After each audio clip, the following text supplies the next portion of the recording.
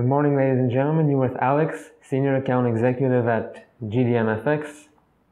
We'll start with the North American markets. The FOMC Minutes were yesterday. Only one of the 10 Fed officials who have a vote this year was ready to hike interest rates in June, but that official expressed a willingness to wait another meeting or two. Officials said only they needed more evidence that economic growth was sufficiently strong and labor market conditions had firmed enough to return inflation to the committee's longer run objective over the medium term.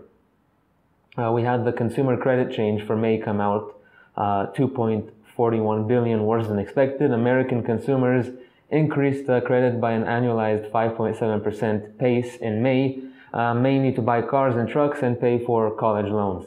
The 10-year note auction also came out 0.236% less than previous, and the building permits in Canada month on month 9.5% worse than expected.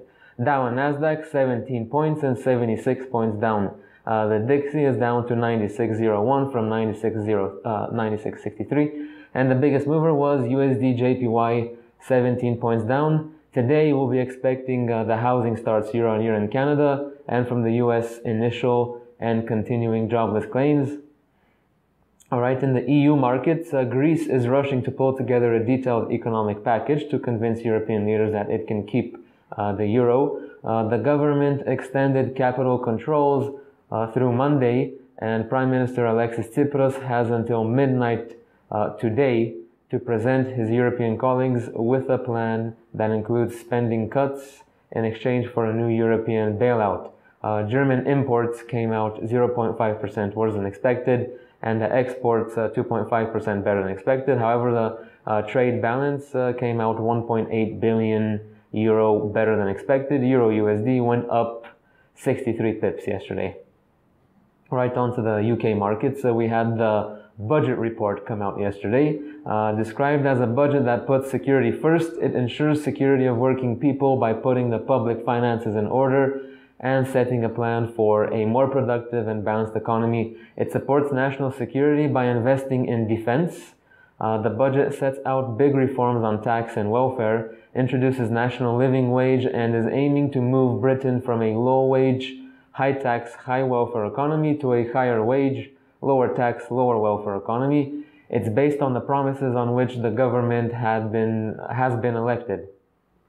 The biggest change for this generation is the compulsory national living wage that will be introduced from April 2016. It will affect the low-paid and will be £7.20 an hour. For people over the age of 25, it is supposed to reach £9 by 2020. The budget includes many more details like tax-free personal allowances to increase to 11 next year and 12,500 by the end of the parliament. Osborne stated that Britain now is the fastest growing major economy. Independent forecasts point out that GDP growth of 2.4% this year and for the next year 2.3%. The British blue chips benchmark had been up by as much as 1.3%, but the rise was curtailed in part as housing stocks were hit as UK Chancellor of Exchequer George Osborne laid out the Conservative government's general tax and spending plans. Among the plans, the UK's corporation tax would be cut to 18% from 20% by 2020. The FTSE moved down 62 points yesterday and closed at 64.05. The 10-year gilt yields were at 1.892% yesterday, with a gain of 3.22%. Today we'll be anticipating important events, the Bank of England interest rate decision and the asset purchase facility. Alright, on to the Asian markets. Tokyo stocks fell sharply Wednesday as jitters over Chinese market volatility combined with concerns over Greece's debt heightened risk-off sentiment. Sent the Nikkei stock average to its sharpest loss in 16 months. The Nikkei ended down 3.1% for its worst decline in percentage terms since March 14, 2014. It remains up 13.1% for 2015 so far. Australian employers added jobs in June led by full-time positions, indicating improved business confidence. Still, a decline in business, investment, and falling commodity prices are worsening the economic outlook. And finally, on to commodities. Yesterday we had the crude oil stock exchange The U.S. Energy Information Administration said in its weekly report that the crude inventories rose by 384,000 barrels in the week ended July 3rd. Oil futures erased gains on Wednesday after the data.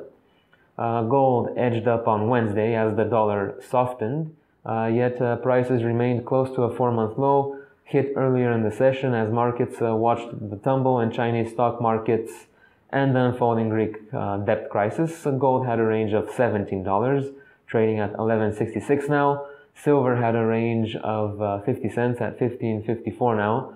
Crude had $2 range at $52.60 now, and natural gas is trading at $2.67 at the moment with a range of 8 cents. We're expecting the natural gas storage today. It's expected to show a build of approximately 85 billion British thermal units for the week ending July 3rd compared to an increase of 69 in the preceding week. Thank you, everybody. This was today's European Session Outlook. My name's Alex. Until next time, goodbye.